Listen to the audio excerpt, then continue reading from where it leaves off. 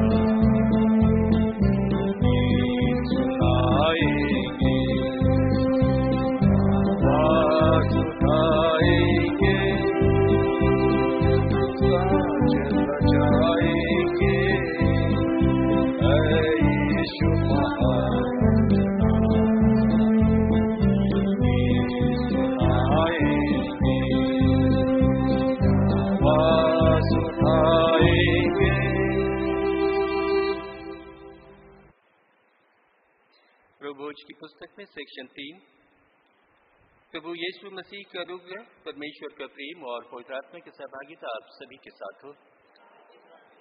Section 4-5 हम एक साथ कहेंगे। सर्वशक्तिमान परमेश्वर, आपके सम्मुख सबके हृदय खुले हैं। आप सबकी अभिलाषाओं को जानते हैं और आपसे कोई भी भेद छुपा नहीं है। अपने पवित्र आत्मा की प्रेरणा से हमारे हृदय के विचारों को शुद्ध कीजिए, ताकि हम आपसे पूर्ण रूप से प्रेम करें और योग्य रीति से आपके पवित्र नाम की स्तुति करें, हमारे प्रभु यीशु मसीह के द्वारा। आमीन। स्वर्ग में परमेश्वर की महिमा और पृथ्वी पर उसके लोगों को शांति। हे प्रभु परमेश्वर, स्वर्गीय राजा, सर्वशक्तिमान पिता परमेश्वर, हम आपकी आराधना करते, आपको धन्यवाद देते और आपकी महिमा के कारण आपकी स्तुति करते हैं। हे प्रभु यीशु मसीह, परमेश्वर पिता के इकलौते पुत्र, हे प्रभु परमेश्वर, हे परमेश्वर की मेमने, आप जगत का पाप उठा ले जाते हैं, हम पर दया कीजिए। आप पिता की दाहिनी ओर विराजमान हैं, हमारी प्रार्थना स्वीकार कीजिए, क्योंकि केवल आप ही पवित्र हैं, आप ही प्रभु हैं, आप ही यीशु मसीह पवित्र आत्मा के साथ परमेश्वर पिता की महिमा में परम उच्च हैं। आमीन। आइए हम प्रार्थना करें। आशीष देने वाले दयालु पिता परमेश्वर, आपने हमसे सच्चा रिश्ता और अपने जीवन में आपको पहला स्थान देने के महत्व को सिखाया है। बदले में आपसे यह चाहते हैं कि हम आपसे प्रेम करें, आपकी स्तुति और महिमा सच्चे हृदय से करें। कृपा करके हमें क्षमा कीजिए यदि हम ऐसा नहीं कर पाते हैं। पिता परमेश्वर, हम आपके आभारी हैं कि आप हमेशा हमारे साथ होते हैं, तब भी जब हमें आपकी ज़रूरत होती है और तब भी आप हमारी कमजोरियों के बावजूद हमें अनुग्रह से वंचित नहीं करते हैं। कृपा करके अपने पवित्र आत्मा की अगुवाई दें कि हम आपके प्रेम, भय और विश्वास में निरंतर आगे बढ़ते जाएं, हमारे प्रभु यीशु ख्रीस्त के द्वारा। आमीन। आज की विशेष प्रार्थना। हे परमेश्वर, आपके धन्य पुत्र प्रभु यीशु ने अपनी मृत्यु के द्वारा मृत्यु की शक्ति को नष्ट किया और अपने फिर जी उठने के द्वारा हमारे लिए शाश्वत जीवन की आशा पुनः जागृत की। वर दीजिए कि हम, जिन्होंने इस आनंदमय आशा के साथ नया जीवन पाया है, उनकी शांति में बने रहें और संसार में मृत्यु पर उनकी विजय को प्रकट करें। उन्हीं के द्वारा जो आपकी और पवित्र आत्मा के साथ एक परमेश्वर हैं और अब तथा सदा सर्वदा जीवित और राज करते हैं। आमीन। मंडली कृपया पाठ के लिए बैठ जाए।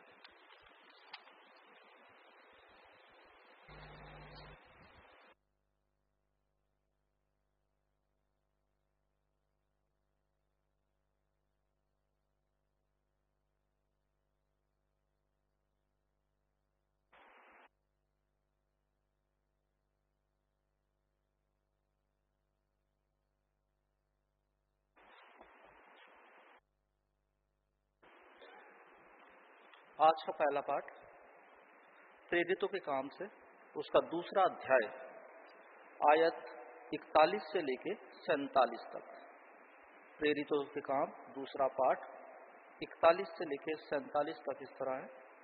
अतः उन्होंने उसका वचन ग्रहण किया और उन्होंने बपतिस्मा लिया और उसी दिन 3000 मनुष्यों के लगभग उनमें मिल गए और वे प्रेरितों से शिक्षा पाने और संगति रखने और रोटी तोड़ने और प्रार्थना करने में लौलीन रहे। और सब लोगों पर भय छा गया और बहुत से अद्भुत काम और चिन्ह प्रेरितों के द्वारा प्रकट होते थे और सब विश्वास करने वाले इकट्ठे रहते थे और उनकी सब वस्तुएं साझे में थी। वे अपनी अपनी संपत्ति और सामान बेच बेच कर जैसी जिसकी आवश्यकता होती थी बांट दिया करते थे। वे प्रतिदिन एक मन होके मंदिर में इकट्ठे होते थे और घर घर रोटी तोड़ते हुए आनंद और मन की सिधाई से भोजन किया करते थे और परमेश्वर की स्तुति करते थे और सब लोग उनसे प्रसन्न रहते थे और जो उद्धार पाते थे उनको प्रभु प्रतिदिन उनमें मिला देते थे। यह प्रभु का वचन है।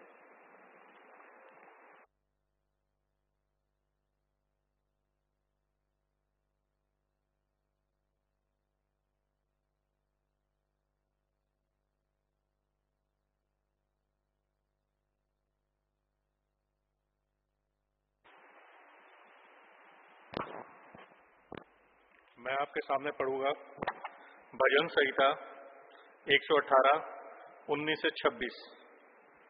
भजन संहिता 118 1926। मेरे लिए धर्म के द्वार खोलो, मैं उनसे प्रवेश करके यहाँ का धन्यवाद करूंगा।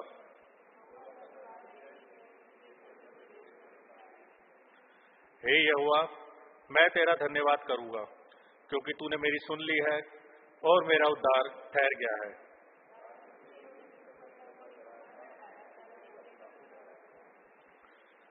यह तो यहोवा की ओर से हुआ है, यह हमारी दृष्टि में अद्भुत है।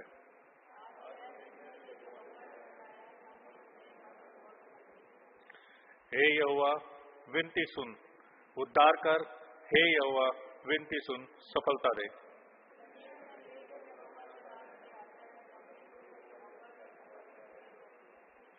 पिता, पुत्र और पवित्र आत्मा की महिमा हो।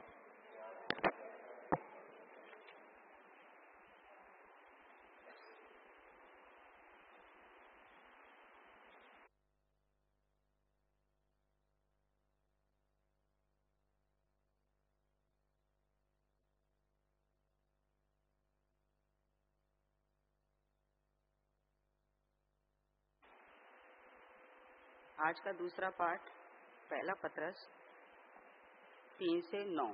आज का दूसरा पाठ पहला पत्रस पहली आयत 3 से 9 यूं आरंभ होती है। हमारे प्रभु यीशु मसीह के परमेश्वर और पिता का धन्यवाद दो, जिसने यीशु मसीह के मरे हुए में से जी उठने के द्वारा अपनी बड़ी दया से हमें जीवित आशा के लिए नया जन्म दिया, अर्थात एक अविनाशी और निर्मल और अजर मिराज के लिए जो तुम्हारे स्वर्ग में रखी है, जिनकी रक्षा परमेश्वर की सामर्थ्य से विश्वास के द्वारा उस उद्धार के लिए जो आने वाले समय में प्रकट होने वाली है की जाती है, और इस कारण तुम मगन होते हो। यद्यपि अवश्य है कि सब अब कुछ दिन तक नाना प्रकार की परीक्षाओं के कारण उदास हो, और वह इसलिए है कि तुम्हारा परखा हुआ विश्वास, जो आग से ताए हुए नाशवान सोने से भर कहीं अधिक बहुमूल्य है, यीशु मसीह के प्रकट होने पर प्रशंसा और महिमा और आदर का कारण ठहरे। उसने तुम बिन देखे प्रेम रखते हो, और अब तो उस पर बिन देखे भी विश्वास करके ऐसे आनंदित और मगन होते हो, जो वर्ण से बाहर और महिमा से भरा हुआ है, और अपने विश्वास का प्रतिफल अर्थात आत्माओं का उद्धार प्राप्त करते हो। ये प्रभु का वचन है, इसे पढ़े सुने जाने पे आशीष।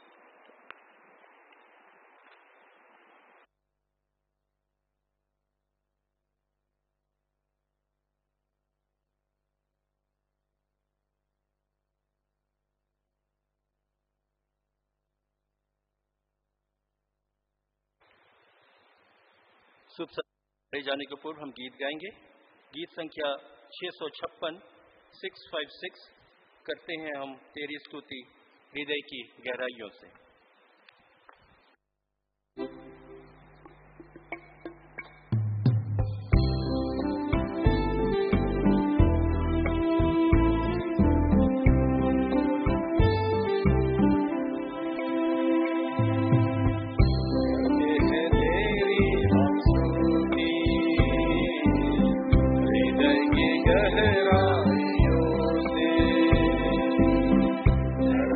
तेरी हम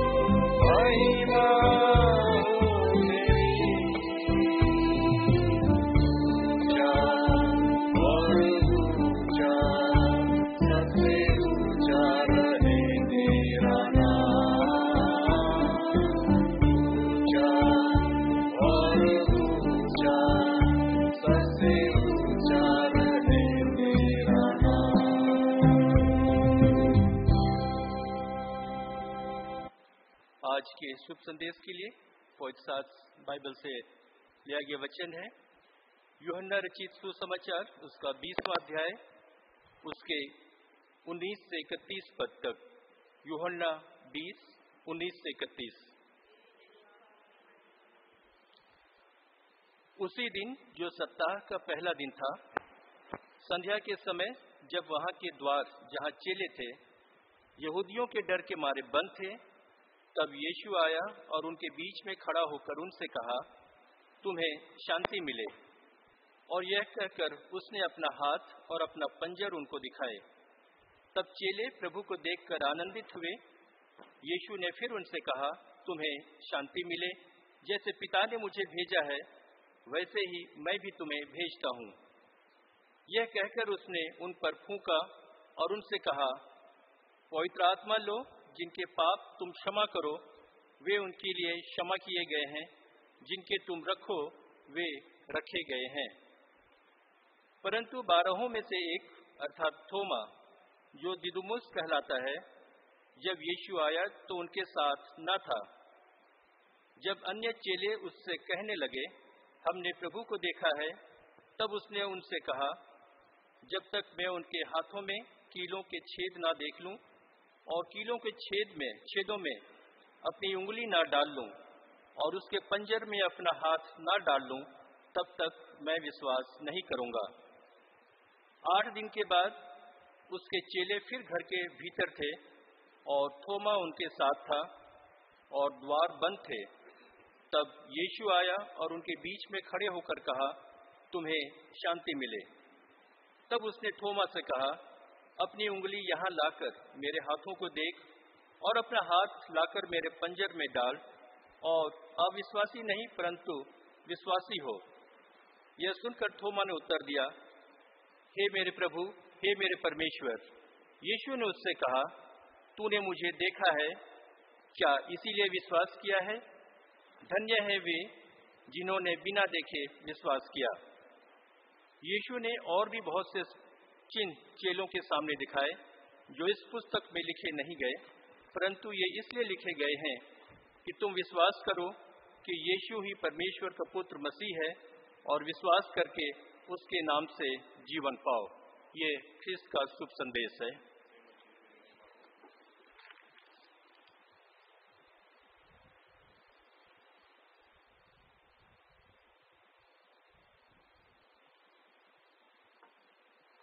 जमात मेहरबानी से बैठ जाए।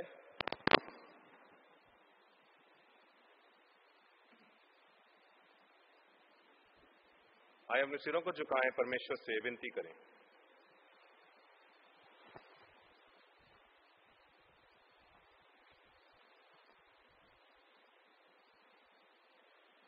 खुदा आसमानी बाप, हम आपकी हजूरी में आते हैं। हम अपने मन का हाल आपके सामने खोलते हैं और आपसे मांगते हैं कि आपका रूह मुकद्दस आज हमसे बात करे।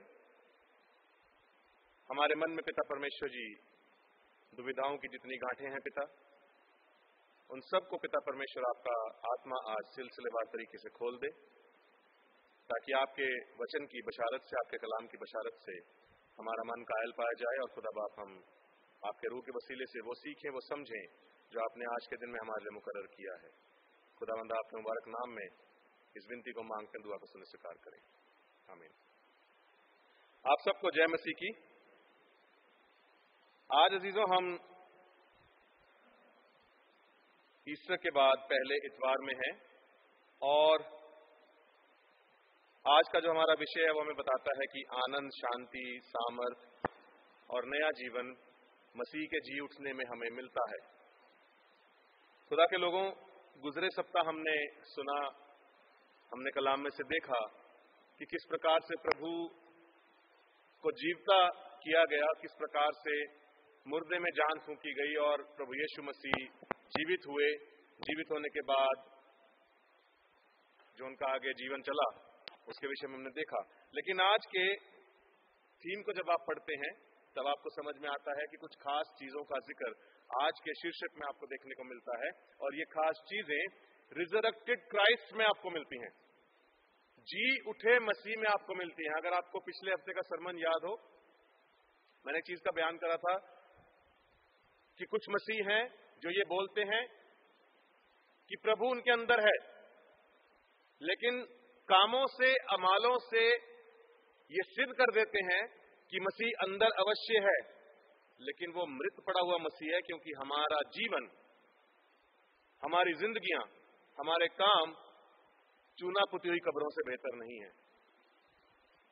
खुदा के लोगों, आज जिन खास चीजों का जिक्र हम शीर्षक में पढ़ते हैं वो हमें मिलती हैं तब जब हम जी उठे मसीह के ऊपर ईमान लाते हैं, और ना सिर्फ ईमान लाते हैं बल्कि वैसा जीवन जीने की कोशिश करते हैं जैसा मसीह हमसे अपेक्षा करता है। आगे बढ़ने से पहले हम थोड़ा सा आज के पैसेज जो हमने इंजीलों में से पढ़ा है उसका कॉन्टेक्स्ट क्या है, उसका संदर्भ क्या है, उसके विषय में समझ लें।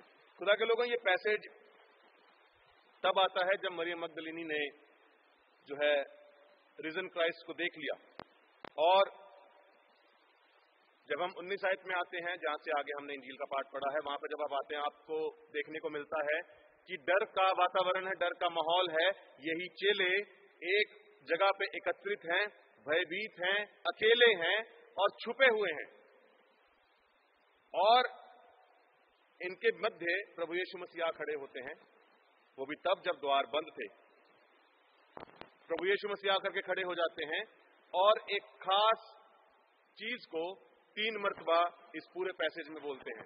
19 से लेकर 31 तक जब आप पढ़ते हैं, एक खास फ्रेज को प्रभु यीशु मसीह ने 3 मरतबा दोहराया। क्या कहा? तुम्हें शांति मिले। जब आप इस एक फ्रेज को उसके ऊपर मेडिटेट करते हैं तब आप समझने पाते हैं कि इस पूरे पैसेज का संदर्भ क्या है। और आज के हमारे मेडिटेशन का केंद्र बिंदु यही रहेगा कि प्रभु ने अलग अलग डिस्टिंक्ट सिनेरियोज में पीस बी विद यू क्यों कहा, किस तरफ ये इशारा करता है, किन बातों को ये दर्शाता है, आज हम देखने की समझने की कोशिश करेंगे। पहला पॉइंट जो आज के मेडिटेशन का है, peace with in the fear, डर के माहौल में शांति की वाचा। अब अजीजों, जब आप इस पैसेज को पढ़ते हो आप देखने पाते हैं यहाँ पे कि यहाँ पे डर का माहौल है, राइट। ये चेले डरे हुए हैं। क्या लिखा खुदा के कलाम में? उस दिन जो सप्ताह का पहला दिन था, संध्या के समय वहां के द्वार जहां चेले थे यहूदियों के डर के मारे बंद थे। आगे देखा क्या लिखा हुआ है, तब यीशु आया और उनके बीच में खड़ा होकर उनसे कहा, तुम्हें शांति मिले। Peace with in the context of fear. जब डरे हुए थे, जब अकेले थे, भयभीत थे, तब प्रभु यीशु मसीह प्रकट होते हैं और आकर के बोलते हैं तुम्हें शांति मिले। अब ये डर को थोड़ा सा और हमें गहराई से समझना पड़ेगा। ये डर किस बात का है, ये डर क्यों है, और क्यों इस संदर्भ में, इस पर्टिकुलर भयभीत भयावह माहौल के अंदर प्रभु यीशु मसीह को शांति की वाचा जो उनके साथ बांधी थी उसका दोबारा से उनको रिमाइंड करवाना पड़ा। खुदा के लोगों, ये वो समय था जब इन चेलों ने कुछ समय पहले अपने मास्टर के साथ, उनके गुरु के साथ क्या कुछ किया गया उसको बहुत नजदीकी से देखा था। उन्होंने देखा जमाने की क्रूएलिटी को, उन्होंने देखा जमाने की रूथलेसनेस को, उन्होंने देखा उन लोगों को जिनके बच्चों को शायद प्रभु यीशु मसीह ने चंगाई दी हो, वही लोग उसके विरुद्ध में खड़े हुए। और ये चेले नहीं चाहते थे कि जो हमारे गुरु के साथ हुआ वो ही हमारे साथ भी हो। और कलाम कहता है कि वो यहूदियों के डर के मारे कमरे में बंद थे, तो उन्होंने खुद को They closed themselves to the world outside, खुद को कमरे में बंद कर लिया। और जब कमरे में बंद कर लिया तो खुदा के लोगों, ये भय जो पहले प्रकार का भय है, ये भय दर्शाता है कि उनको मृत्यु का भय सता रहा था। दूसरी चीज जो इस भय से रिलेटेड है was the identity crisis। उनको एक बात का और भय था कि अब हमारा समाज हमारे साथ किस प्रकार से पेश आएगा। शायद हम मार दिए जाएं जस्ट बिकॉज, इसलिए क्योंकि ये भी प्रभु यीशु मसीह के साथ थे। शायद हम मार दिए जाएं, अगर मारे ना जाएं तो एटलीस्ट इतना जरूर होगा कि हमें हमारे समाज से बहिष्कृत कर दिया जाएगा। सो टू से, जिसको आजकल हम देसी भाषा में बोलते हैं जी, हुक्का पानी बंद। अगर आप दिल्ली से बाहर के माहौल को जानते हैं तो आप बड़े अच्छे से समझते होंगे हुक्का पानी बंद होने का मतलब क्या होता है। समाज का कोई व्यक्ति आपके साथ किसी प्रकार का सरोकार नहीं रखेगा। You will have to live your life as just nobody. आप कुछ भी नहीं हो, चेलों को डर सताता था कि हमको शायद समाज बहिष्कृत कर देगा, वो छुप गए। तीसरा भय शायद ये हो सकता है कि अब उनका गुरु उनके साथ नहीं है, उनको नहीं पता है कि अब आने वाले जीवन में उनको क्या करना है, क्या दिशा लेनी है। शायद ये लोग यहाँ पे एकत्रित होकर के स्ट्रेटेजीज बना रहे होंगे कि हम आने वाले समय में क्या करेंगे। खुदा के लोगों, हमारा भी बहुत से मसीहों का ऐसा ही हाल होता है। मैं आपको बताना चाहूंगा खुदा के लोगों, ये जितने भी भय, जितने भी इनसिक्योरिटी, जितनी भी एंजाइटीज इनको सता रही थी, ये कहीं से कहीं तक रियलिटी में उनके सामने मौजूद नहीं थी। They were not even in existence. लेकिन कहां पे मौजूद थी? उनके जहन के अंदर, उनके दिमाग में, उनकी सोच में जिंदा थी। Thank you. उनके दिमाग में और उनकी सोच में जिंदा थी, और फिक्शन से ज्यादा वो कुछ नहीं थी। और आपको मैं बताना चाहूंगा खुदा के लोगों, क्योंकि ये अपने मन को और अपने दिल को खुदा की तरफ नहीं उठा रहे थे, इसलिए उनका फोकस हट गया था उन बातों से जो प्रभु ने उनको सिखाई थी। प्रभु ने उनको सिखाया था कि मैं तुम्हारे साथ जगत के अंत तक हूं, मैं तुम्हारे साथ सदा तक हूं, भय मत खाओ, डरो मत। ये वही लोग हैं जिन्होंने, ये वही चेले हैं जिन्होंने सारे मिरेकल्स देखे थे, जिन्होंने सारे वंडरफुल उन इवेंट्स को विटनेस किया था जो प्रभु यीशु मसीह के साथ रहते रहते उन्होंने गुजरे 3.5 साल की मिनिस्ट्री में देखे थे। और आज भय ने इनको आ घेरा है और ये खुद को एक कमरे के अंदर बंद करके बैठे हैं। खुदा के लोगों, बहुत बार हमारे साथ भी ऐसी होता है, बहुत बार हमारे साथ ऐसी होता है, हम भी खुद को एक कमरे के अंदर बंद कर लेते हैं, क्योंकि हमारे को भय सताता है बाहर के समाज का, हमको भय सताता है आने वाले कल का, हमारे को चिंता सताती है कि गुजरे हुए समय में हम जिन चीजों में से निकल करके आए हैं, कहीं वो चीजें दोबारा से मेरे सामने आकर के ना खड़ी हो जाएं। And we close ourselves to the world outside. मैं आपको बताना चाहूंगा खुदा के लोगों, हमें यह भूलना नहीं चाहिए कि प्रभु का कलाम हमारे को उकाब से हमारा कंपैरिजन करता है। Those who wait upon the Lord, क्या लिखा आगे? They shall renew their strength and soar like an eagle। जो परमेश्वर के लिए ठहरे रहते हैं, जो परमेश्वर की बाट जोते रहते हैं, वो उकाबों की नाई दोबारा से बल प्राप्त करते हैं। हम भूल जाते हैं इस चीज को। खुदा के लोगों, मैं आपको बताना चाहूंगा कि डर को बड़ी सारी तरीके से परिभाषित किया जा सकता है, उसको बड़ी सारे तरीकों से समझा जा सकता है। बहुत सी मर्तबा ऐसा भी डर होता है जिसको सिर्फ आप समझते हैं, आपके अलावा शायद दूसरा कोई नहीं समझता है। लेकिन मैं आपको एक चीज बताना चाहूंगा कि डर का रिजल्ट, डर का आफ्टरमैथ हमेशा सेम होता है, हमेशा एक ही रिजल्ट डर का आता है, और वो ये होता है कि वो आपको आपकी सेल्फ क्रिएटेड प्रॉब्लम्स, आपने जो खुद से इजाद करी अपने लिए समस्याएं, आपकी खुद की इजाद करी हुई कंफ्यूजन्स, आपके खुद के इजाद करे हुए डाइवर्जन्स, डिल्यूजन्स का शिकार बनाता है। इससे अलावा डर का कोई वजूद नहीं है। अब खुदा के लोगों, ये वो समय था जब चेले भूल गए थे कि हमारा प्रभु हमारे साथ वायदा करके गया है कि मैं तीसरे दिन मुर्दों में से जी उठूंगा। और जब उनके बीच में आकर के खड़ा हो जाता है, वो भी तब जब वो डरे हुए हैं, भयभीत हैं। खुदा के लोगों, आज हमारे साथ भी ये खुदा का कलाम हमारे भय के अंदर हमारे साथ वाचा बांधता है, हमारे डर के अंदर हमारे साथ एक जो है वचन हमारे को देता है कि भयभीत मत हो। मत्ती की इंजील 28 अध्याय 18वीं आयत, वहां पे आप पढ़ेंगे कि देखो, स्वर्ग और पृथ्वी का पूरा राज्य मुझे दे दिया गया है, पूरा अधिकार मुझे दे दिया गया है। भयभीत मत हो, डरो मत। अपने सारे डर को, अपनी सारी एंजाइटीज को, सारी इनसिक्योरिटीज को हम खुदा के सामने ला करके रख दे खुदा के लोगों, और देखें कि खुदा किस प्रकार से काम करेगा।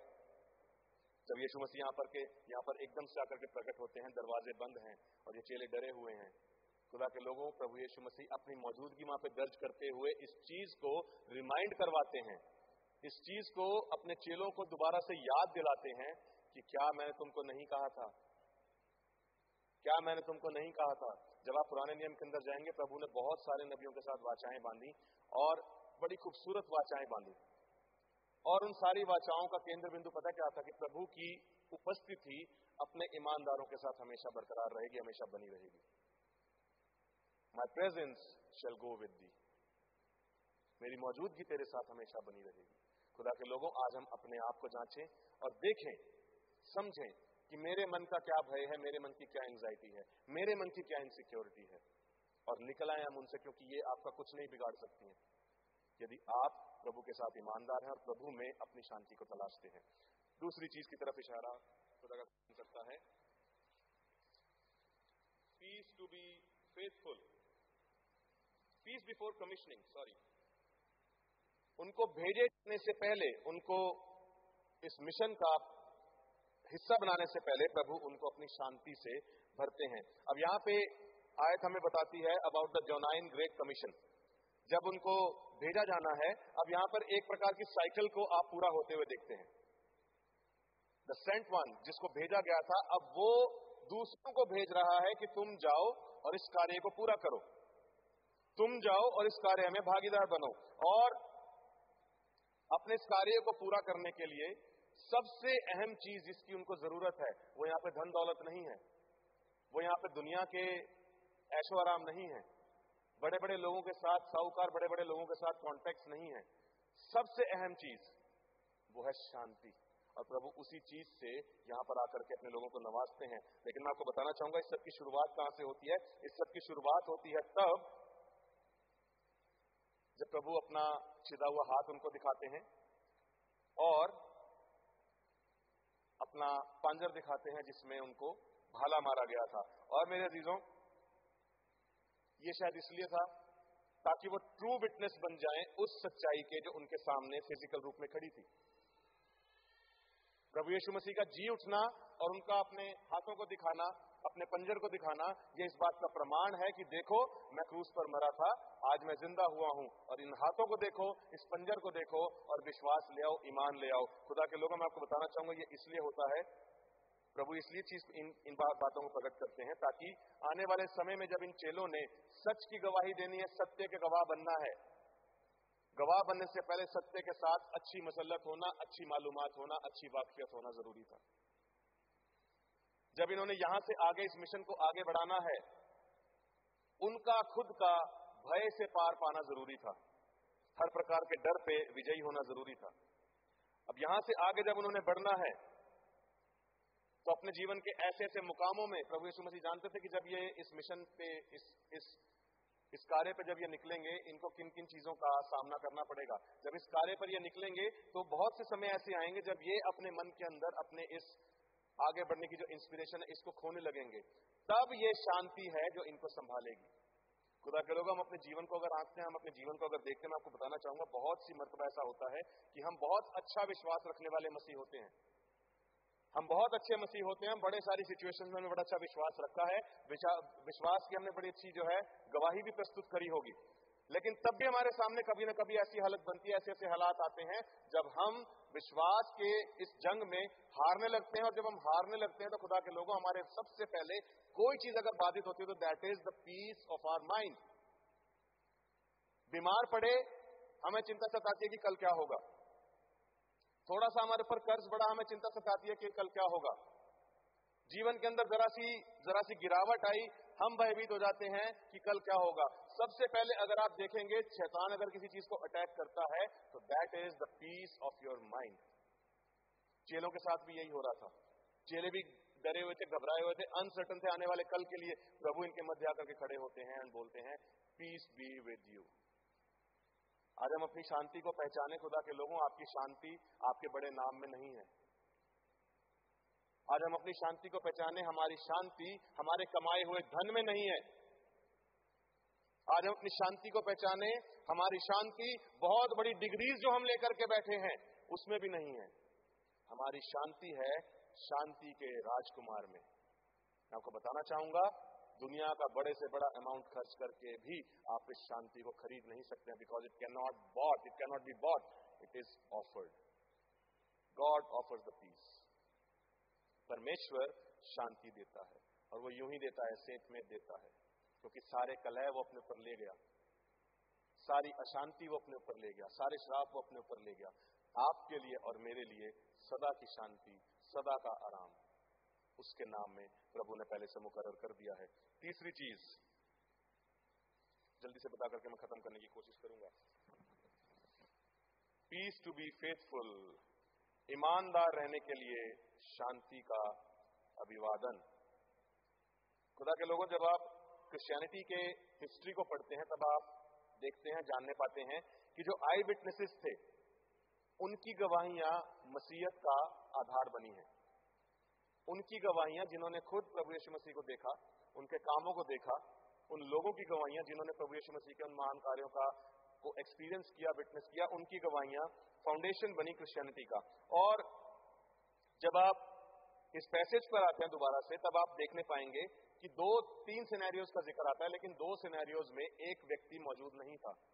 कौन था? थोमा, सेंट थॉमस। थोमा वहां पे मौजूद नहीं था, लेकिन हम इस चीज को एज्यूम जरूर कर सकते हैं कि थोमा के पास ये मैसेज जरूर कन्वे हुआ होगा कि प्रभु जी उठा है और हमने उसे देखा है, वो हमारे मध्य में आया था। मगर तब भी यही थोमा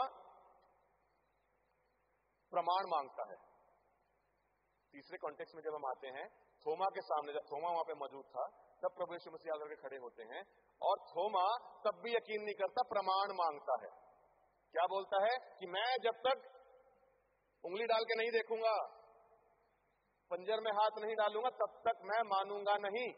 खुदा के लोगों, हमने जितने भी बिब्लिकल इवेंट्स पढ़े हैं ना, हम उनको अपनी रीजनिंग के हिसाब से, अपने थॉट्स के हिसाब से चैनल करने की कोशिश करते हैं कि वो हमारी सोच के हिसाब से सूटेबल बन जाएं। प्रभु यीशु मसीह एक बात बोलता है थोमा को कि तूने मुझे देखा है, क्या तू इसलिए विश्वास करता है? आगे एक और बात बोलते हैं, धन्य वे हैं जो मुझे बिना देखे मुझ पर विश्वास करते हैं। अब बिना देखे विश्वास आप कैसे करेंगे?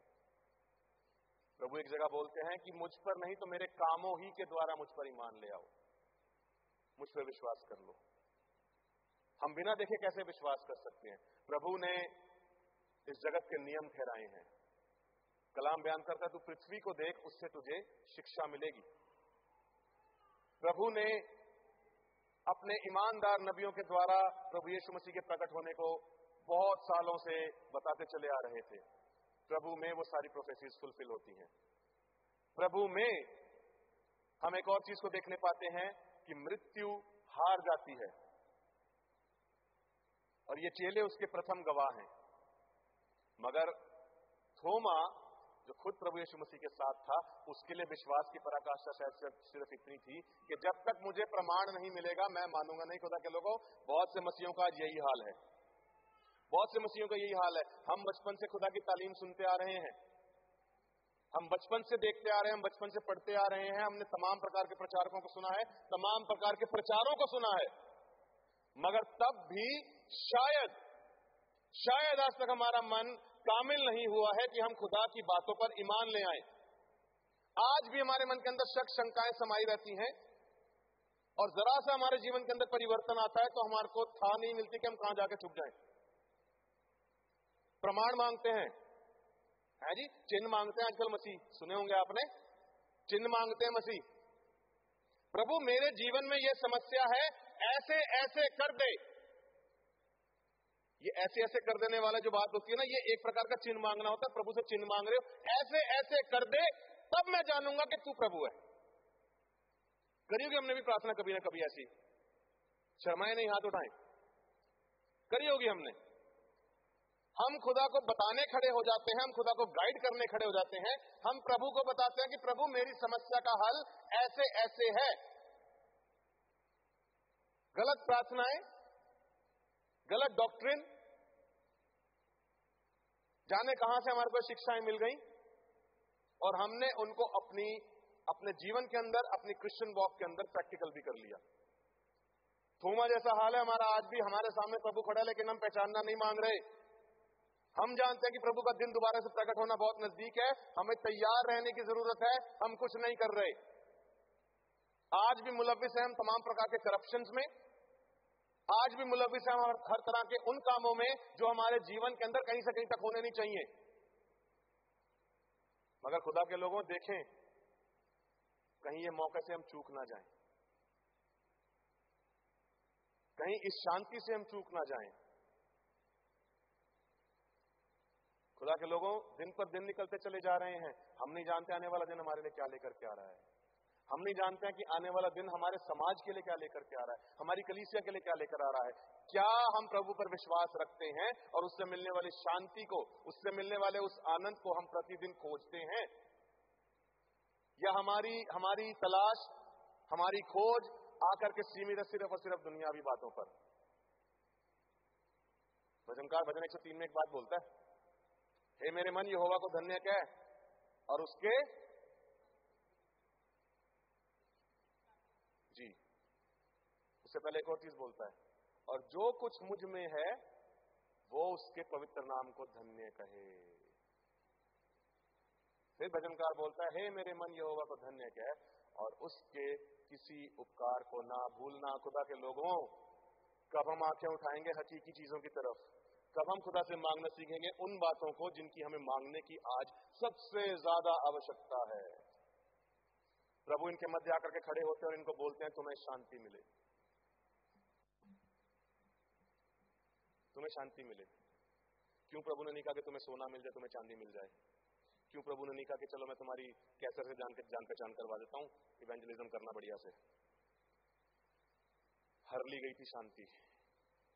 आज हम अपने मन की शांति खोज लें और देख लें कि हमारी शांति का सोता क्या है, कहां से हम अपनी शांति को तलाश रहे हैं, किन बातों में हमारे को शांति मिल रही है। मैं आपको बताना चाहूंगा, दुनियावी शांति भी लोगों ने खोजी हुई है। जी, कुछ लोगों को बड़ा अच्छा लगता है हम पार्टी कर लें हमें शांति मिल जाएगी। अभी मेरा एक दोस्त मुझे फोन करता है, मेरा कजन है, बोलता है भाई हिमाचल चलते हैं। मैंने कहा भाई मेरे पास समय नहीं है। भाई बिना बीवियों के चलेंगे। मैंने कहा भाई घर वापिस आना है या हिमाचल में ही रहना है? मैंने कहा मेरे बस का नहीं है भाई, तुम जाओ। नहीं भाई तू प्लान कर, भाभी से हम बात कर लेंगे। मैंने कहा नहीं, मुझे नहीं जाना। लोगों को किन किन बातों में शांति मिलती है, किन किन बातों में तसल्ली मिलती है। खुदा के लोगों, हम ईमानदार लोग हैं, खुदा के पीछे ईमान से चलने वाले लोग हैं। अपने ईमान को आज हम परखें और तलाश लें कि मेरी शांति का सोता मेरा खुदा है या दुनियावी चीजें हैं। तलाश लें कि मैं खुदा से मिलने वाले बेनिफिट्स में शांति पाता हूं या मेरी शांति मेरा परमेश्वर है। जो कुछ मुझ में है वो उसके नाम को धन्य कहे। अय्यूब ने उसको तब भी धन्य कहा जब उसके पास कुछ नहीं रहा। अय्यूब ने उसके नाम को तब भी सराहा जब उसके बच्चे मार दिए गए, बीमारी से भर गया, फोड़ों से भर गया, फुंसियों से भर गया, सारा राजपाट खत्म हो गया। तब भी उसने कुड़कुड़ा के परमेश्वर के विरुद्ध कुछ नहीं कहा। क्यों? क्योंकि उसकी शांति थी उसके प्रभु में। खुदा के लोग, आज हमारी शांति किसमें है? ये हमारा मन हमारे को बहुत अच्छे से गवाही दे सकता है। ये हमारा मन हमारे को बहुत अच्छे से बता सकता है। तलाशें, खोजें, जाने और प्रभु के साथ अपने रिश्ते को वैसा बनाने की हम कोशिश करें जैसे कि हमारे को जरूरत है। प्रभु हम सबको शांति दे।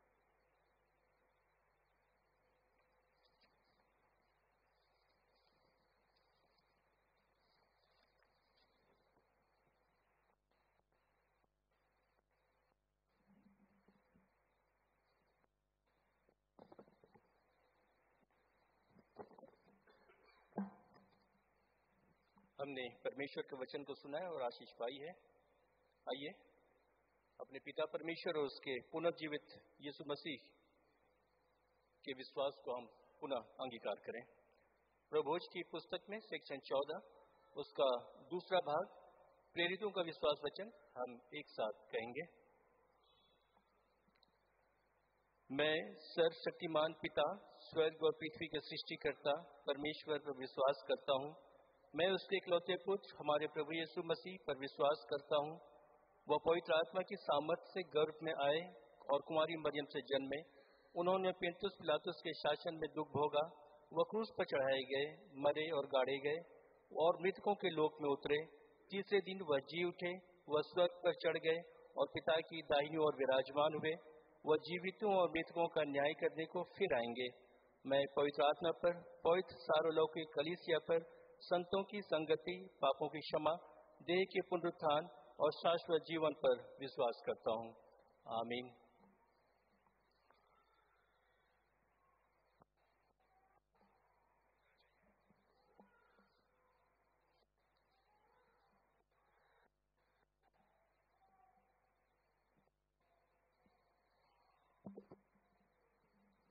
जमात मेहरबानी से बैठ जाए।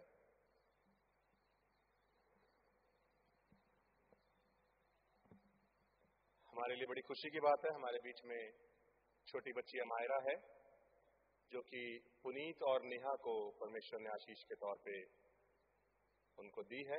आज वो हमारे बीच में है। और हम उसको परमेश्वर के नाम से डेडिकेट करेंगे। मैं रिक्वेस्ट करूंगा पेरेंट्स से कि वो सामने आ जाएं। हम इस बुक को फॉलो कर रहे हैं। यदि आपको प्यूज में ये बुक मिलती है तो we are at page number 331।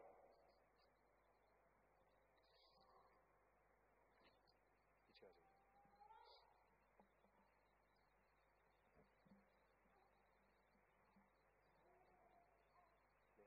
आप एक बुक ले आइए।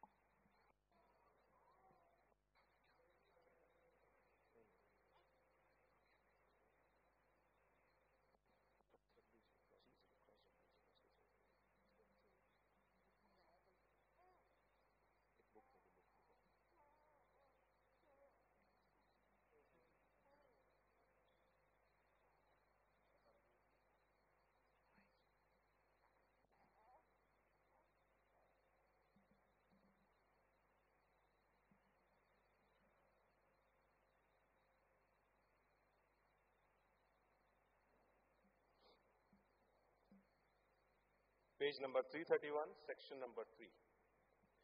हमारे स्वर्गीय पिता परमेश्वर ने आप पर भरोसा करके यह बच्ची आपको सौंपी है। उसने शिशु जन्म के संकट की घड़ी में जच्चा बच्चा की रक्षा की और दोनों को संकट से सुरक्षित निकाल लाया। इसलिए यह उचित है कि आप परमेश्वर दें। आइए हम सब मिलकर परमेश्वर को धन्यवाद दें और उसकी स्तुति करें। हम मानवीय प्रेम तथा पारिवारिक जीवन के उपहार के लिए प्रभु को धन्य कहें। परमेश्वर का धन्यवाद हो। परमेश्वर की दृष्टि और उसके सृष्टि अपनी भागीदारी के लिए तथा उसके सब उपहारों के लिए जिनका उसने हमें प्रबंधक नियुक्त किया है, विशेषकर इस शिशु के उपहार के लिए हम प्रभु को धन्यवाद दें। परमेश्वर का धन्यवाद हो।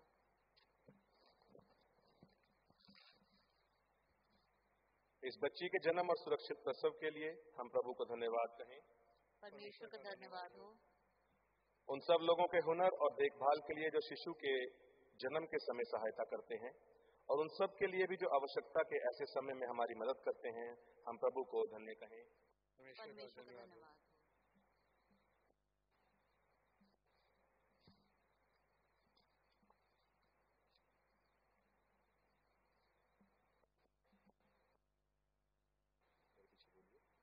हे हमारे स्वर्गीय पिता परमेश्वर, हे हमारे स्वर्गीय पिता परमेश्वर, इस बच्ची के उपहार हमारे परिवार के लिए धन्यवाद किए विनम्र भेंट स्वीकार कीजिए। धन्यवाद किए विनम्र भेंट स्वीकार कीजिए।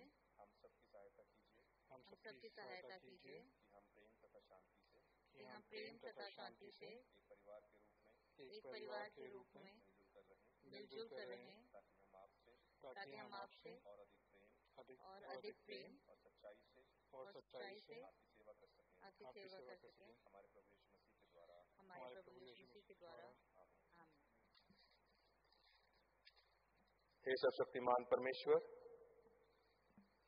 यह आपके सेवक पुनीत और नेहा यहाँ आपकी इस कृपा के लिए आपको हृदय से धन्यवाद देने आए हैं जो आपने उन पर इस शिशु के उपहार के रूप में की है। अब इनकी सहायता कीजिए कि ये अपने परिवार की ऐसी देखभाल करें कि आप उनसे प्रसन्न हों और वे आपकी इच्छा को पूरा करें और उन्हें उनको इस बात पर भरोसा हो जाए कि आप उनके साथ सदा उपस्थित रहते हैं। प्रभु यीशु मसीह के द्वारा आमीन। हे स्वर्गीय पिता परमेश्वर, वर दीजिए कि ये शिशु अमायरा जो नेहा और पुनीत के परिवार में जन्मी है, मसीह के विशाल परिवार अर्थात कलीसिया में मसीह विश्वास की प्रौढ़ता में दिन प्रतिदिन बढ़ती जाए। हम ये प्रार्थना अपने प्रभु यीशु मसीह के नाम से अर्पित करते हैं जो आपके और पवित्र आत्मा के साथ एक परमेश्वर हैं और युग युगांत जीवित और राज्य करते हैं। आमीन। शक्तिमान परमेश्वर पिता, पुत्र और पवित्र आत्मा की आशीष आपके आने जाने, उठने बैठने, बोलने तथा चुप रहने पर, आपकी प्रार्थनाओं और काम पर और घर में आपकी सहभागिता पर आज हो और अब से सदा सर्वदा होती रहे। आमीन।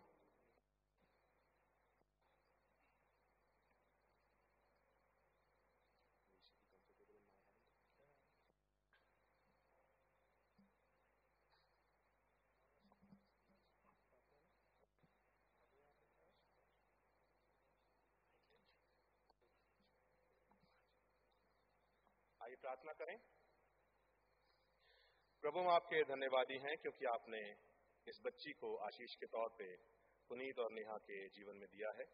खुदा की एक बहुत बड़ा जिम्मा है कि हम ईमानदारी के साथ और बड़ी विश्वास योग्यता के साथ अपने जिम्मे को आप में होकर के पूरा करें। पिता, हम कुशलता मांगते हैं पुनीत के लिए कि वो एक अच्छे पिता होने के साथ साथ, एक अच्छे पार्टनर होने के साथ साथ इस बच्ची के लिए एक मेंटर का भी काम करें।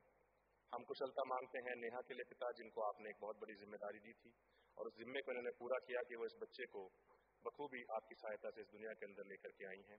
हम चाहेंगे मेरे बाप आसमानी कि उनको ताकत मिले, बल मिले और मेरे बाप आसमानी अपनी इस रिस्पॉन्सिबिलिटी को पूरा करने के लिए आपकी पवित्र आत्मा का सहायता मिले। पिता, इस मेरे बाप आसमानी छोटी बच्ची अमायरा के लिए हम विनती मांगते हैं, होने दे मेरे बाप आसमानी कि इस बच्ची के कदम इस घर के अंदर मेरे बाप आसमानी, इस परिवार के अंदर भाई से बरकतों, आशीषों को लाएं, बरकतों को लाएं। पिता, इसका जन्म उसके माँ बाप के लिए पिता परमेश्वर जी, उसके पूरे खानदान के लिए, सारे रिश्तेदारों के लिए, आपकी कलीसिया के लिए मेरे बाप आसमानी मुबारकबादियां लाए। पिता परमेश्वर जी, इस बच्ची की आत्मा पर अपनी छाप देना, हर उस बुरी बला से इसको बचाए रखना पिता, जो इसको किसी भी प्रकार से डिस्ट्रैक्ट कर सके। पिता परमेश्वर जी, इसको मेरे बाप आसमानी अपनी पवित्र चादर में, पवित्रता में बनाए रखना पिता। होने देना मेरे बाप आसमानी कि इसका नाम आपके जीवन की पुस्तक में दर्ज किया जाए पिता। और होने दे मेरे बाप आसमानी कि ये बच्ची जैसे जैसे देह में, शरीर में बढ़े पिता परमेश्वर जी, आपकी बुद्धि में, आपकी आत्मा में और आपके प्रेम में भी बढ़ती चली जाए पिता परमेश्वर जी। धन्यवाद, आपने हमारी इस दुआ को सुना है। आपके मुबारक नाम में इस विनती को मांगते, प्रार्थना को सुने स्वीकार करें। आमीन।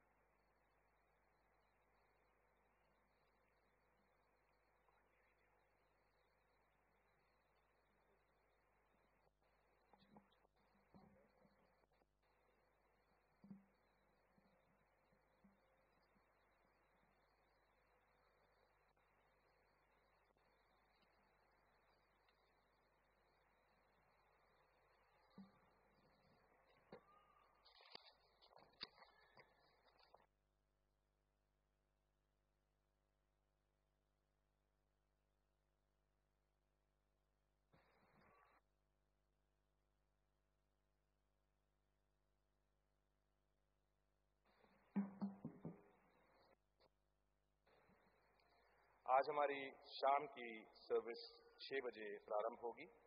अजीजों, आपसे गुजारिश है, यदि आपने पिछले संडे सेल्फ डिनर ऑफरिंग अगर नहीं डाली है तो आपसे गुजारिश है कि जब आज दान लिया जाए तो आप उसमें अपनी सेल्फ डिनर ऑफरिंग के जो एनवेलप्स हैं उनको आप प्लेस कर दें, डाल दें, ताकि वो परमेश्वर के घर में लाए जा सके। अजीजों, कंफर्मेशन आने वाले संडे 23 तारीख को शाम को 6 बजे इसी चर्च में होगा।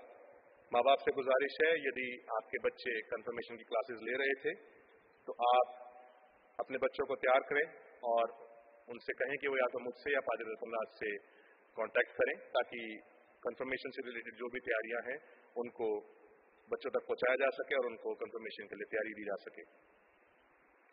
अजीजों, हमारे चर्च में समर सीकर्स कैंप होने जा रहा है, जो कि 25 मई से 27 मई तक सुबह 9 बजे से 3 बजे तक होगा। और इस समर सीकर कैंप का जो थीम है that is serve one another. इसमें अजीजों 150 सीटें अवेलेबल हैं। यदि आपके बच्चे यदि इसमें सहभागिता लेना चाहते हैं तो आपसे गुजारिश है कि आप चर्च ऑफिस में कांटेक्ट करें, या फिर आप मिसेस निर्मला पॉल या मिसेस किंग्सली से आप बात कर सके, इसके बारे में ज्यादा मालूमात हासिल कर सकते हैं।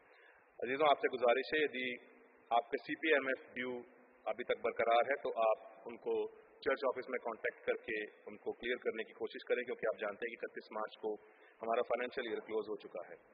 हमारे गुजरे सप्ताह का दान 1,42,972 था। परमेश्वर आप सबके दिए हुए दानों के लिए आपको बहुतायत से आशीषित करे। हम प्रार्थना करेंगे अपने अजीजों के लिए जो आने वाले सप्ताह में अपने जन्मदिन और एनिवर्सरीज को सेलिब्रेट करने जा रहे हैं। हम प्रार्थना करेंगे Noel Green, Nelson John, Rajni Massey, Pramod B Paul, Miguel William Toppo, Osmond Chakraborty, Lalit Das, Jovita Jagannathan, Samarjit Kumar Biswas, Sharat Raj, Prem Masih and Anju Masih, अगला Richie, Rajan Richards, Catherine, Blossom Hackett, Nagarjun, Ariana Gupta, Sanju Philip, Priscilla, Cynthia Lal, Sonia and Nikhil Banerjee, Kandulna and Ashim खालको। आइए हम सिरों को झुकाएं, परमेश्वर अपने अजीजों के लिए विनती मांगे। खुदा बाप, हम आपकी हजूरी में आते हैं, आपको शुक्र देना चाहते हैं मेरे बाप आसमानी, क्योंकि आपने हमारी गवाही करी है और आपके कलाम के वसीले से आपने एक बार फिर से हमें ताजगी अता फरमाई है। पिता, हम आपसे दुआ मांगते हैं कि आने वाले सप्ताह में आपका बल हमें प्राप्त हो, ताकि मेरे बाप आसमानी हम हर तरह की गुनाह गलती से बचे रहें और आप में अपने जीवन को बिताने वाले, आपके अपने पल पल को बिताने वाले बने। पिता, हम दुआ मांगना चाहते हैं अपने नजीजों के लिए जो आने वाले हफ्ते में अपने जन्मदिन और एनिवर्सरी को सेलिब्रेट करने जा रहे हैं। हम दुआ मांगते हैं मेरे बाप आसमानी के जैसे आपकी कृपा आपके लोगों पर आज के दिन तक बनी हुई है पिता, आने वाले जीवन में भी बनी रहे पिता, और अपने इस आने वाले साल में जब वो मेरे बाप आसमानी जीवन में आगे बढ़ते हैं पिता, हम चाहेंगे कि आपकी आशीषें आपके लोगों पर बरकरार रहे पिता परमेश्वर जी, और आपके लोग मेरे बाप आसमानी पहले से अधिक आपकी नजदीकी में खींचे चले जाएं पिता, आपके रूह को हासिल करें पिता, और अपने जीवन को वैसा बनाएं जैसा आपने चाहा है पिता परमेश्वर जी। मेरे बाप आसमानी, हम अपने इन तमाम अजीजों को आपके हाथों में सौंप देना चाहते हैं, अपने अजीजों को भी आपके हाथों में सौंपना चाहते हैं जिनके नाम किसी वजह से इस लिस्ट में शुमार नहीं हो पाए हैं। आप सबों पर अपनी कृपा रखना, सबों पर अपना रहमत भरा हाथ बनाए रखना पिता, और उनके आने वाले साल को चाहे वो उनके निजी जीवन में हो, चाहे वो उनके शादीशुदा जीवन में हो पिता, आपकी कृपा आपकी रहमत बरकरार रखना पिता। आपके धन्य और मुबारक नाम में मांगते हैं, प्रार्थना को सुन स्वीकार करें, आमीन। समय होगा हम अपने परहित निवेदन प्रभु के सामने लाएंगे।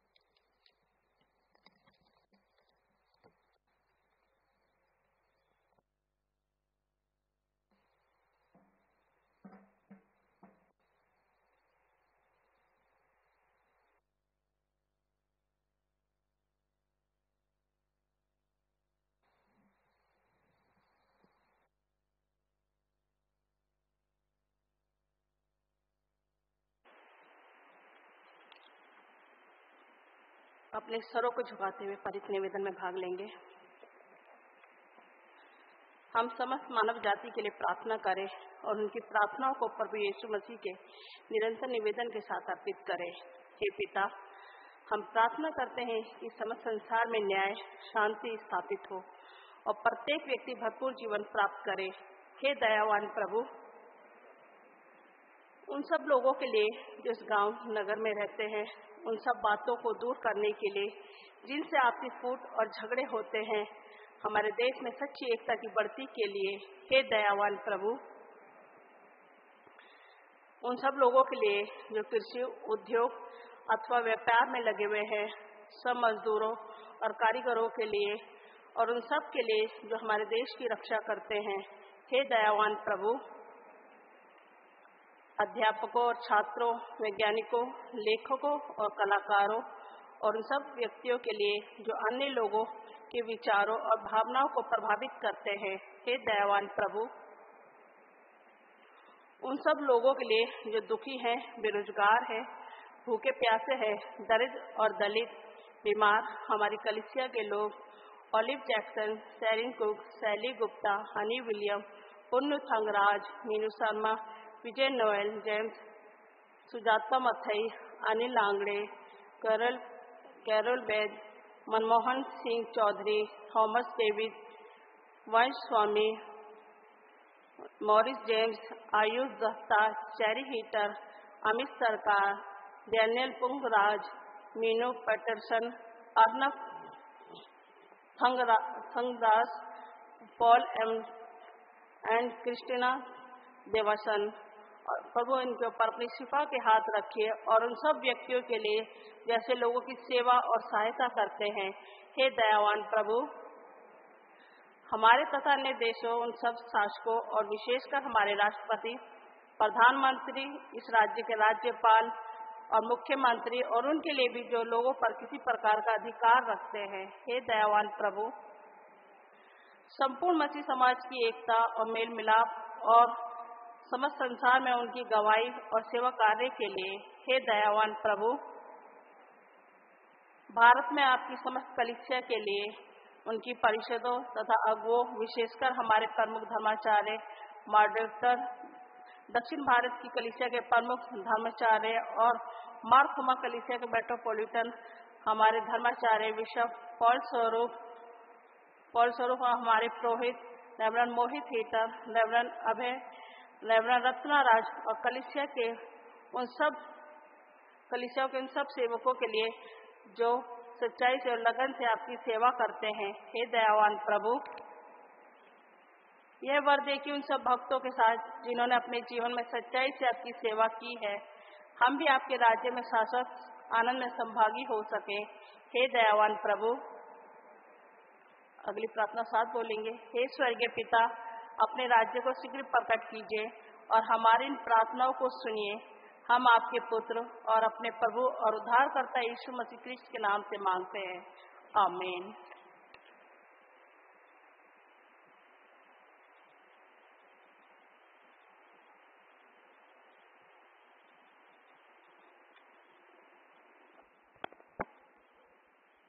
सेक्शन 17 पाप अंगीकार। प्रिय भाइयों और बहनों, हमारे प्रभु यीशु मसीह ये कहते हैं, हमारा प्रभु परमेश्वर ही एकमात्र प्रभु है। तू प्रभु अपने परमेश्वर को अपने संपूर्ण हृदय, संपूर्ण प्राण, संपूर्ण बुद्धि और संपूर्ण शक्ति से प्रेम कर, यह पहली आज्ञा है।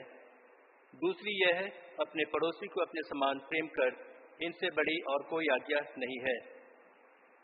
परमेश्वर ने संसार से ऐसा प्रेम किया कि उसने अपना इकलौता पुत्र यीशु मसीह दे दिया कि वह हमें पापों से बचाए, स्वर्ग में हमारे लिए निवेदन करे और हमें शाश्वत जीवन में पहुंचाए।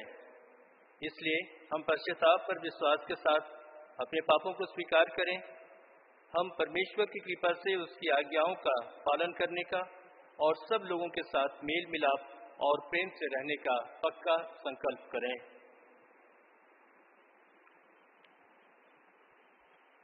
सेक्शन 19 हम एक साथ कहेंगे। हे सर्वशक्तिमान परमेश्वर, हमारे स्वर्गीय पिता, हमने मन, वचन और कर्म से आपके विरुद्ध और एक दूसरे के विरुद्ध पाप किया है। हमने अपनी अज्ञानता और दुर्बलता के कारण और जानबूझकर भी बुराई की है और भलाई करने में असफल रहे हैं। इन सब पापों के लिए हम सचमुच दुखी हैं और अंतःकरण से पश्चाताप करते हैं। आपके पुत्र यीशु मसीह ने हमारे लिए अपने प्राण दिए, उन्हीं के कारण हमने जो पाप किए उनको क्षमा कीजिए और यह वर दीजिए कि भविष्य में हम नया जीवन पाकर सदा आपकी सेवा करें, ताकि आपके पवित्र नाम की महिमा हो, आमीन।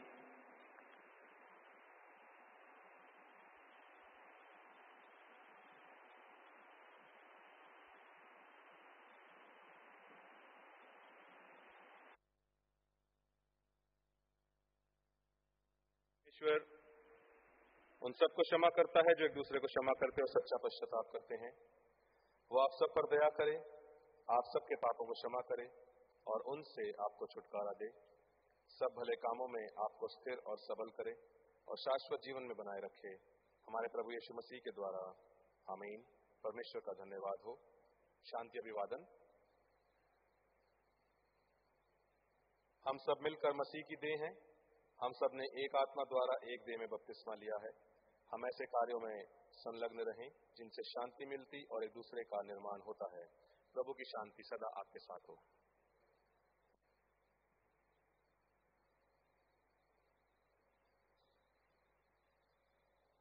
प्रभु की मेज की तैयारी में हम तीसरा गीत गाएंगे जो हमें मिलता है सॉन्ग एंड प्रेजेस किताब में, गीत क्रमांक 675 675, जय जय प्रभु यीशु की। और आज का हदिया इसी गीत के दौरान लिया जाएगा।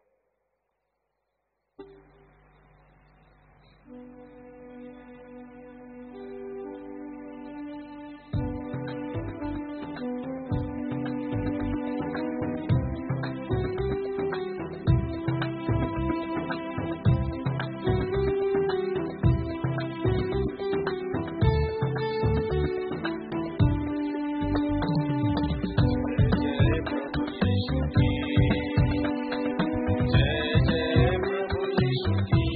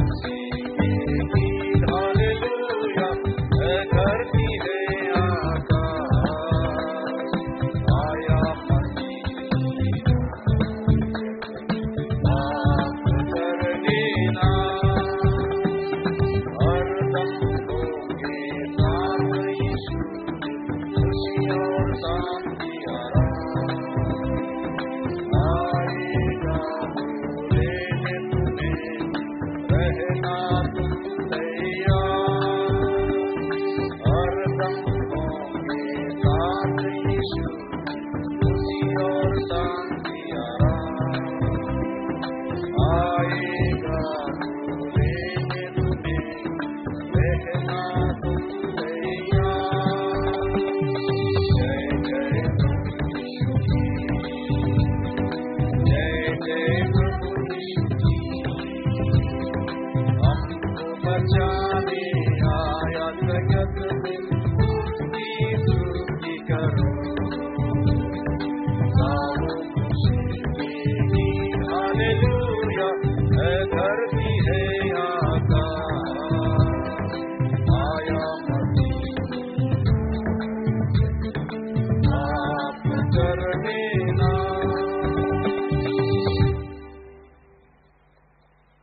26 आइए हम इस भेंट को और इसके साथ अपने आप को परमेश्वर की महिमा और उसकी सेवा के लिए अर्पित करें। सर्वशक्तिमान परमेश्वर, संसार के सृष्टिकर्ता, सब वस्तुएं आपसे ही प्राप्त होती हैं और आपकी इस संपत्ति में से हम आपको भेंट चढ़ाते हैं। हम आपसे विनती करते हैं कि आप इस दान, रोटी एवं दाखरस की इस भेंट को अपने नाम की महिमा और अपने लोगों की भलाई के लिए स्वीकार कीजिए, हमारे प्रभु यीशु मसीह के द्वारा, आमीन। प्रभु यहाँ उपस्थित है, अपना हृदय प्रभु में लगाओ। हम अपने प्रभु परमेश्वर को धन्यवाद दें। जमात मेहरबानी से बैठ जाए। हे पवित्र पिता, स्वर्गीय राजा, सर्वशक्तिमान और शाश्वत परमेश्वर, यह उचित ही नहीं वरन हमारा कर्तव्य और आनंद भी है कि हम हर समय और हर जगह आपके इकलौते पुत्र हमारे प्रभु यीशु मसीह के द्वारा आपको धन्यवाद दें और आपकी स्तुति करें। वही आपका सत्य और जीवित वचन है। उसी के द्वारा आपने आदि से सब वस्तुओं की सृष्टि की और हमें अपने स्वरूप में बनाया। उसी के द्वारा आप इस संसार में आने वाले प्रत्येक व्यक्ति को ज्ञान से प्रकाशित करते हैं। आपने युग युग में नबियों और विद्वानों को नियुक्त किया कि वे हमें आपका मार्ग दिखाएं। उसी के द्वारा आपने हमें पाप के बंधन से मुक्त किया है। आपने उसे दे दिया कि वो हमारे लिए मनुष्य बने, क्रूस पर अपने प्राण दे और मृतकों में से फिर जी उठे। उसी के द्वारा आप अपना पवित्र एवं जीवनदायक आत्मा हमें प्रदान करते हैं, जिससे हम आपकी संतान बने और आपकी नई सृष्टि में प्रथम फल हों। इसलिए संतों और स्वर्गदूतों के साथ जो आपके सिंहासन के सामने निरंतर आपकी स्तुति करते हैं, हम भी आपके नाम की महिमा का गान करते और यह कहकर आपकी सराहना करते हैं, पवित्र पवित्र पवित्र प्रभु, प्रतापी और सर्वसमर्थी परमेश्वर, स्वर्ग और पृथ्वी आपके ऐश्वर्य से परिपूर्ण है। परमधाम में होशन्ना। हे स्वर्गीय पिता, अपने पुत्र हमारे उद्धारकर्ता प्रभु यीशु मसीह के द्वारा हमारे इस स्तुति गान को स्वीकार कीजिए। हमें जो अब उनके नमूने पर चलते और उनकी आज्ञा का पालन करते हैं, ये वर दीजिए कि आपके आत्मा की शक्ति से रोटी एवं दाखरस की ये भेंट हमारे लिए उनकी देह और रक्त हों, जो हमारे लिए मरे और जी उठे। जिस रात प्रभु यीशु पकड़वाए गए, उन्होंने रोटी ली, आपको धन्यवाद देकर तोड़ी और अपने शिष्यों को दी और कहा, लो खाओ, ये मेरी देह है जो तुम्हारे लिए दी जा रही है। मेरी स्मृति में ऐसा ही किया करो।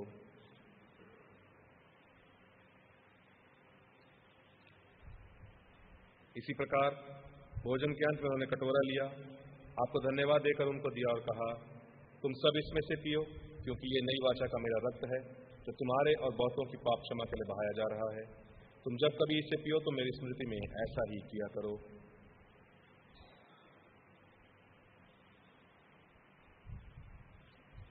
इसलिए हे स्वर्गीय पिता, आपके पुत्र की स्मृति में हम इस रोटी और इस दाखरस को इस अनुष्ठान के लिए अलग करते हैं। हम उसके क्रूस पर एक ही बार अर्पित सिद्ध बलिदान को, उसके मृतकों में से पुनरुत्थान को और स्वर्ग में उसके आरोहण को आनंद से मनाते और घोषित करते हैं, और हम उसके महिमा सहित आने की प्रतीक्षा करते हैं। क्रिस्त हमारे लिए मरे, क्रिस्त जी उठे हैं, क्रिस्त फिर आएंगे। इसीलिए हे दयालु पिता, उसी हमारे महापुरोहित के द्वारा धन्यवाद एवं स्तुति की हमारी इस बलि को स्वीकार कीजिए, और जब आपकी ईश्वरीय महिमा की उपस्थिति में हम इन पवित्र उपहारों को खाते और पीते हैं, तब आप हमें अपने आत्मा के द्वारा नवजीवन दीजिए, अपने प्रेम से प्रोत्साहित कीजिए और अपने पुत्र हमारे प्रभु यीशु मसीह की देह से हमें संयुक्त कीजिए। उसी के साथ और उसी में और उसी के द्वारा पवित्र आत्मा की सामर्थ्य से हे सर्वशक्तिमान पिता, उन सब के साथ जो पृथ्वी पर और स्वर्ग में आपके सम्मुख उपस्थित रहते हैं, हम आपकी आराधना करते और अनंत स्तुति का ये गीत गाते हैं। धन्यवाद, आदर, महिमा और पराक्रम युगानुयुग आपके ही हैं। आमीन। हम मसीह की देह में सहभागी होने के लिए इस रोटी को तोड़ते हैं।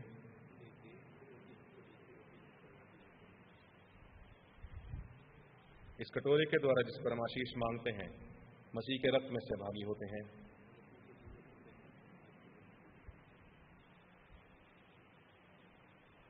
जिस प्रकार हमारे मसीह ने हमें सिखाया, हम यूं प्रार्थना करते हैं कि हमारे स्वर्गीय पिता, आपका नाम पवित्र माना जाए, आपका राज्य आए, आपकी इच्छा जैसे स्वर्ग में पूरी होती है वैसे पृथ्वी पर भी पूरी हो। आप हमारे दिन भर की रोटी आज हमें दीजिए। आप हमारे अपराधों को क्षमा कीजिए जैसे हमने अपने अपराधियों को क्षमा किया है। आप हमें परीक्षा में मत डालिए परंतु बुराई से बचा लीजिए, क्योंकि राज्य, पराक्रम और महिमा अब और सदा सर्वदा आपके ही हैं। आमीन।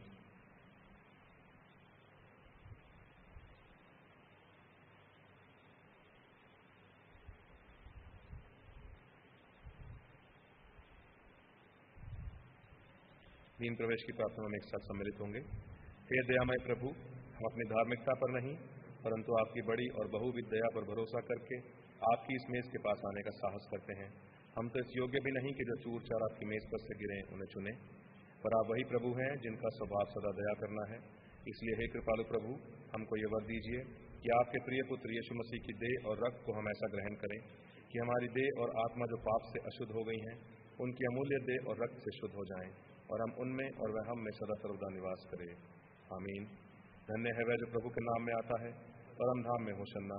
हे यीशु परमेश्वर के मेमने, हम पर दया कीजिए। हे यीशु हमारे पापों का बोझ उठाने वाले, हम पर दया कीजिए। हे यीशु संसार के मुक्तिदाता, हमें अपनी शांति प्रदान कीजिए।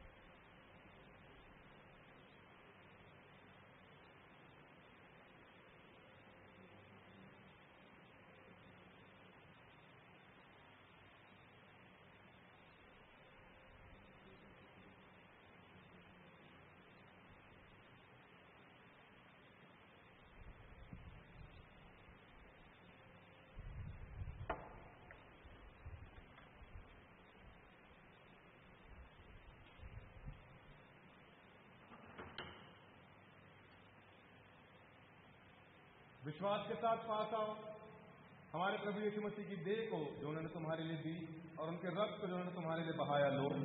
स्मरण करो कि यीशु तुम्हारे लिए मरे और धन्यवाद करते हुए अपने हृदय में मसीह को विश्वास से खाओ।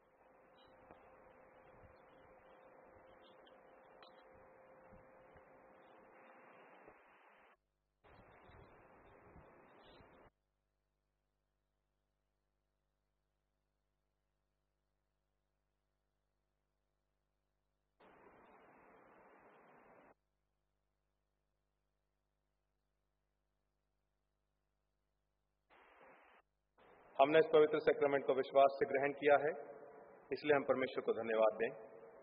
हे सर्वशक्तिमान परमेश्वर, हम आपको धन्यवाद देते हैं कि आपने अपने पुत्र यीशु मसीह की देह और रक्त के आत्मिक भोजन से हमें तृप्त किया है। अब हम उन्हीं के द्वारा अपने आप को जीवित बलिदान होने के लिए आपके सम्मुख अर्पित करते हैं। ये वर दीजिए कि हम आपके पवित्र आत्मा की सामर्थ्य से परिपूर्ण होकर यहाँ से विदा हों और अपने जीवन तथा सेवा के द्वारा हर समय आपकी महिमा प्रकट करें। आमीन। परमेश्वर की शांति जो सारी समझ से परे है, परमेश्वर के और उसके पुत्र हमारे प्रभु यीशु मसीह के ज्ञान और प्रेम में आपके हृदय और विचारों को सुरक्षित रखें और सर्वशक्तिमान परमेश्वर पिता, पुत्र और पवित्र आत्मा के आशीष आप पर हो और हमेशा आपके साथ बनी रहे। आमीन। शांति से पूर्ण होकर जाओ, प्रभु से प्रेम करो और उसकी सेवा में लगे रहो, मसीह के नाम में। आमीन।